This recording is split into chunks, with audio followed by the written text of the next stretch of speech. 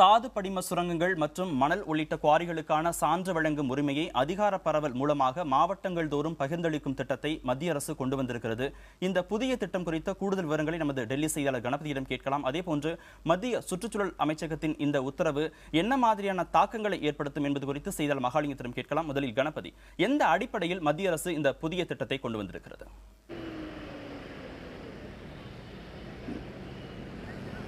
India ஒரு பரந்து விரிந்த நாடு. மணல் அள்ளுவது என்பது எல்லா மாநிலங்களுமே நடக்கின்றன. ஆனால் அதிலே இருக்கும் நடைமுறை பிரச்சனைகள், அதனால் ஏற்படும் தாக்கங்கள் ஒவ்வொரு இடங்களிலும் வேறு மாதிரியாக இருக்கிறது. தமிழகத்திலே மணல் அள்ளுவதால் ஏற்படும் பிரச்சனைகள் வேறு மாதிரியானவை. உத்தராகண்ட், இமாச்சல் பிரதேஷ் போன்ற மாநிலங்களிலே ஏற்படும் பிரச்சனைகள் வேறு மாதிரியானவை. ஆகவேதான் இதற்கெல்லாம் ஒரே இடமாக டெல்லியில் உள்ள சுற்றுச்சூழல் அமைச்சகம் அனுமதி அளிப்பதை விட தனித்தனியாக ஒவ்வொரு மாவட்டத்திலும் அந்த மாவட்டத்தில் என்ன பிரச்சனை இருக்கிறது, என்ன சூழ்நிலை இருக்கிறது, மணல் எந்த இடத்திலிருந்து அள்ளுவது சரியாக இருக்கும், எந்த இடத்திலிருந்து அள்ளுவது சரியாக இருக்காது, எந்த மாதிரியான முறையிலே அள்ளுவது சரியாக இருக்கும், இதனால் சுற்றுச்சூழலுக்கு என்ன மாதிரியான பாதிப்பு வரும் என்பதை மாவட்டத்தில் உள்ள அதிகாரிகள் நன்கு அறிய முடியும், நேரடியாக காண முடியும். ஆகவே மாவட்ட அளவிலே அனுமதி அளிக்கலாம் என்று முடிவு செய்யப்பட்டிருக்கிறது. இன்னொரு பக்கம் மணல் அள்ளுவது முறையான சீரான விதிமுறைகளின் கீழ் நடைபெற வேண்டும் என்பதற்காகவும் இந்த நடவடிக்கை எடுக்கப்பட்டிருக்கிறது. அதாவது எந்த மாதிரியான முறையிலே அனுமதி அளிக்கப்பட வேண்டும், என்ன மாதிரியான நடவடிக்கைகளை அதற்கு முன்பாக எடுக்க வேண்டும், என்ன மாதிரியான கண்காணிப்பு தேவை, எந்த மாதிரியான குழுக்கள் அமைக்க வேண்டும், மாவட்ட ஆட்சியருக்கு இதில் என்ன பொறுப்பு இருக்கிறது, மாவட்டத்தில் உள்ள மற்ற மூத்த அதிகாரிகள் இதில் எப்படி கலந்து கொள்ள வேண்டும் என்று பல்வேறு விதிமுறைகள் எல்லாம் ஒன்றாக தொகுக்கப்பட்டிருக்கின்றன. ஆகவே ஒன்று, நாடு முழுவதும் மணல் அள்ளுவதை விதிமுறைகளுக்கு உட்பட்டு சீர் செய்வது. இரண்டாவதாக, ஒவ்வொரு மாவட்டத்திலும் அந்த மாவட்டத்திலிருந்து நேரடியாக கண்கூடாக அதனால் ஏற்படும் விளைவுகளை காணக்கூடியவர்கள் அதற்கு ஆன அனுமதி மற்றும் மற்ற விஷயங்களை முடிவு செய்யட்டும் என்ற அடிப்படையிலே எடுக்கப்பட்டிருக்கிறது. அதே சமயத்திலே இந்த விஷயத்தில் ஊழல் ஏற்படுவதை தவிர்க்க வேண்டும். ஊழல் இல்லாமல் வெளிப்படையான முறையிலே இது போன்ற அனுமதிகள் கிடைக்க வேண்டும் என்பதற்காகவும் இந்த நடவடிக்கை எடுக்கப்பட்டிருக்கிறது. கார்த்திகேயன். கணபதி, இயற்கை வளங்கள், சுரங்கங்கள், மணல் இது போன்ற விவகாரங்கள் எல்லாம் மாநில அரசின் கட்டுப்பாட்டில் இருக்கிறதா அல்லது மத்திய அரசின் கட்டுப்பாட்டில் இருக்கிறதா? இந்த உத்தரவை கண்டிப்பாக மாநில அரசுகள் பின்பற்ற வேண்டுமா அல்லது விருப்பத்தின் அடிப்படையில் இதை செயலாற்றிக் கொள்ளலாமா?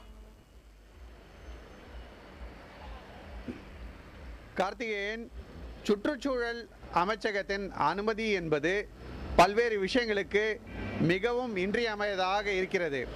மாநில அரசின் கட்டுப்பாட்டிலே அனுமதிகள் அளிக்கப்பட்டாலும் மத்திய அரசின் கட்டுப்பாட்டிலே அனுமதிகள் அளிக்கப்பட்டாலும் தாது பொருட்களை வெட்டி எடுப்பது என்பதற்கும் சுரங்கங்கள் போன்ற தொழில்களுக்கும் மத்திய சுற்றுச்சூழல் அமைச்சகத்தின் அனுமதி இன்றியமையாதாக இருக்கிறது. ஆகவே அந்த அனுமதியை பெற்றே இந்த போன்ற நடவடிக்கைகள் எடுக்கப்படுகின்றன. அப்படிப்பட்ட சூழ்நிலையிலே தான் ஏற்கனவே பிரதமர் நரேந்திர மோடி சொல்லியிருந்தார், இந்த போன்ற விஷயங்களிலே ஊழல் அதிகமாக இருக்கிறது. மன்மோகன் சிங் பிரதமராக இருந்தபோது அந்த சமயத்திலே ஜெயந்தி டாக்ஸ் என்ற ஒரு விஷயத்தை தேர்தல் பரப்புரையிலே பிரதமர் நரேந்திர மோடி மீண்டும் மீண்டும் பேசினார். அதாவது 2014 பொது தேர்தல் நடந்தபோது ஊழல் மிகவும் அதிகமாக இருக்கிறது. மன்மோகன் ஆட்சியிலே பிரதமர் அதை கண்டுகொள்ளாமல் இருக்கிறார். டெல்லியிலே ஜெயந்தி டாக்ஸ் என்று ஒரு வரி இருக்கிறது, அதை பற்றி தொழிலதிபர்கள் என்னிடம் சொல்லி தொடர்ந்து வருத்தப்படுகிறார்கள். நாங்கள் ஆட்சிக்கு வந்தால் இதையெல்லாம் ஒழிப்போம் என்று சொல்லியிருந்தார். அந்த முறையிலே தான் மத்திய அரசு தனது அதிகாரத்தை விட்டு கொடுத்து அதை மாவட்ட அளவுக்கு அனுப்பி ஊழலை குறைப்பதற்கான இது ஒரு முயற்சி என்று காட்ட வேண்டும் என்பது பிரதமர் நரேந்திர மோடியின் குறிக்கோளாக இருந்தது. அதன்படியே பல்வேறு அமைச்சகங்கள் பல்வேறு முடிவுகளை எடுத்து வருகின்றன. அதன் ஒரு பகுதியாகத்தான் இந்த சுற்றுச்சூழல் அமைச்சகம் இந்த முடிவை எடுத்திருக்கிறது.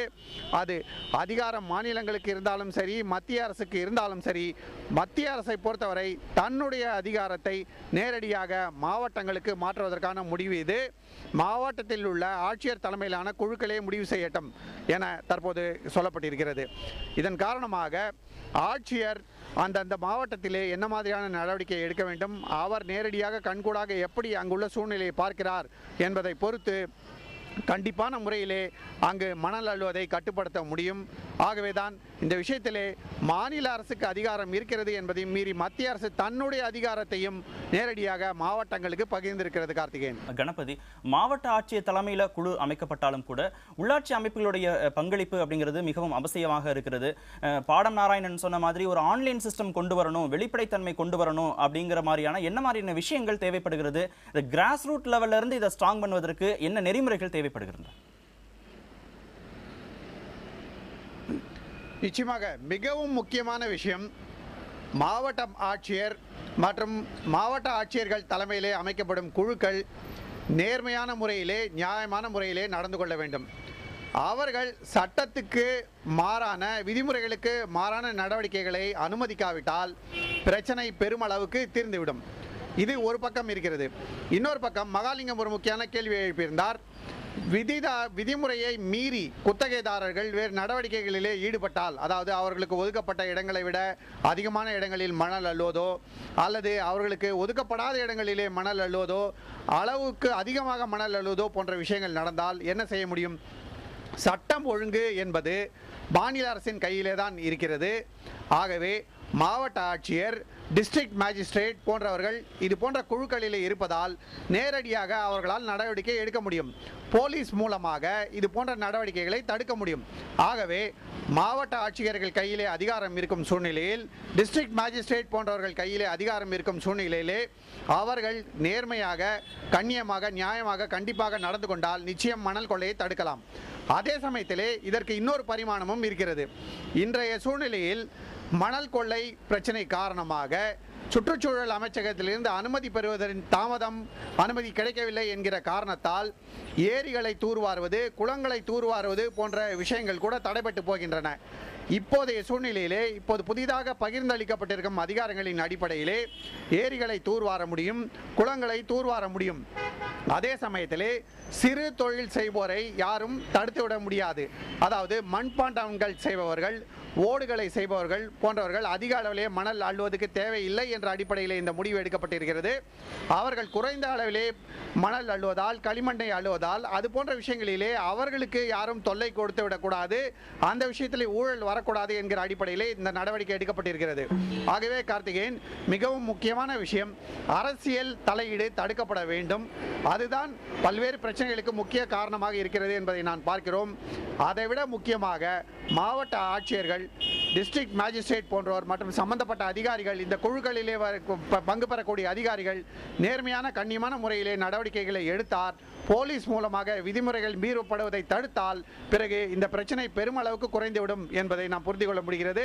ஆனால் எப்படி இது நடைமுறைப்படுத்தப்படும்? நாடு முழுவதும் ஒரே போல நடைமுறைப்படுத்தப்படுமா?